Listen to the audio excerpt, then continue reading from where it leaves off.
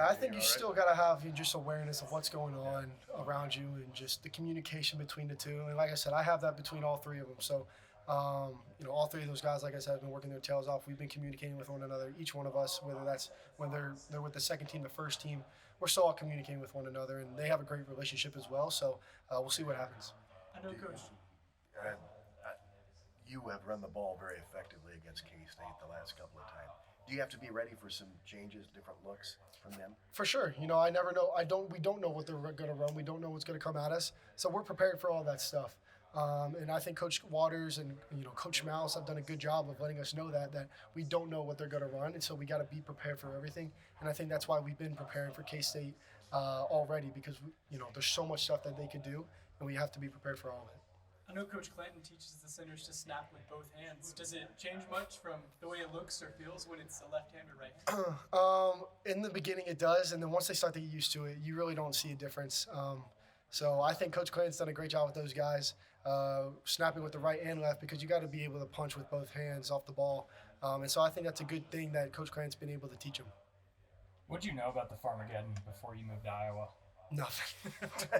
I'm going to be completely honest, nothing. So that's all I got about that question. What have you enjoyed about the rivalry so far? I think there's the energy, the atmosphere that we've been able to see, whether that was at K-State 2 years ago, even though it was snowing. There's still so much people out there cheering on their teams. And then last year, when it was 4 degrees and everybody was here, we had everybody rushed the field. It's the amount of people that have been able to show up for those games. That rivalry has really shown me how great it is for these fans.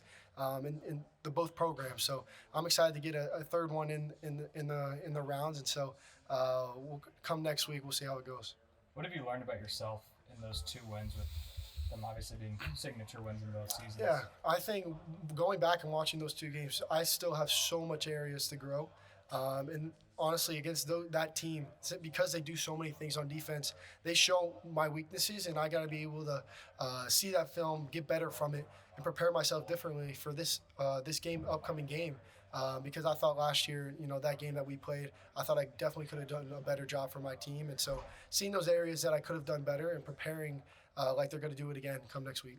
What are some of those areas? I think it's progressing, seeing the defense with my eyes, not getting glued in or locked in on one side of the concept, and not being able to come back across. And whether there's an alleyway to just go scramble and run, I think I got to be able to make those decisions quicker.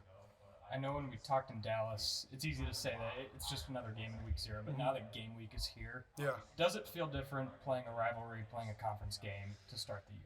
Yeah, I think it does. I think it would for any team that's playing this game. I mean, we also have to play another one in 2 more weeks. So I don't think that's kind of like where we've hit the mark where it is just another game, because we always play a rival week 2 of the season. We always play one early. So I think that's kind of how we're going into this, is where you have to be prepared no matter what. Whatever they bring at you, because it's the first game. You got to practice and go against every single thing, every single look in practice, and I think we've done a good job of that. Last couple questions. How excited are you to be able to actually grip a football against K-State after the last 2 years? Good, because hopefully it doesn't rain and mist, because it could do that. So we could get snow, coldness, and now rain. So hopefully we don't get that. As you kind of look at improving your processing, the mental approach you have to the game, Mouse talked about just them feeding you with confidence, I guess, to go out there and have fun and maybe not think too much. How much do you feel like you've grown in that area this offseason? I think I've grown a lot, and I think that comes with me getting into my faith a little bit more and understanding that even if I do have a bad practice, a bad play, a bad game, that I'm going to grow from it and I'm going to gain confidence from it. So that's definitely something I've been working on, is not being low on myself when something bad happens, and kind of keeping my chin up, just thinking about next play mentality, knowing that there's something better that will come in the future. And so I think that's something that's been on my mind for a while. Coach Mauser talked about how quarterbacks have so many challenges on the outside world to deal with, whether it's people always recruiting you, trying to contact you, the NIL opportunities that you have, whatever it is. How do you keep those things external and just focus on the things that you make important to yourself? Yeah, I think it's my family, my parents do a good job of handling all that stuff for me, so I can really focus on what I want to focus on, whether that's my faith, the guys, the program, my friends, my family, because I don't really focus on any of that other stuff outside of here, whether that's with NIL. My dad does all that for me, so I'm not trying. He wants me to focus on what I want to focus on and what's most important to me, and then he can deal with any other extracurricular things outside of this program, other than football.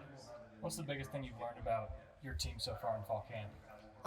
Resiliency. I think in the past, I think we've kind of we're slow a little bit, getting the rust off a little bit for fall camp because, going into the season. And now that we have a great game, like a big game coming up first week, I think everybody's done a good job of leveling up their, their preparation, leveling up their energy, going into practice, in the film room. Everybody's kind of like a step up from where we were last year, and I love that because we do need that. We need that extra motivation, that extra confidence to go into play a rival week 1.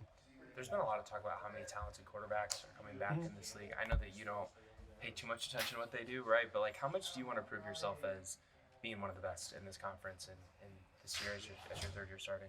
Yeah, I want to prove it a lot. I mean, I think last year I was able to do a little bit of that, but there's still areas that I can grow in to make myself more profound in that area as one of the best in the Big 12, and that all happens with the guys around me. I mean, I can make all the perfect passes in the world and nobody catches the ball, so it's a team effort. So they make me look good. The O-line will make me look good, and hopefully I can make those guys look good as well.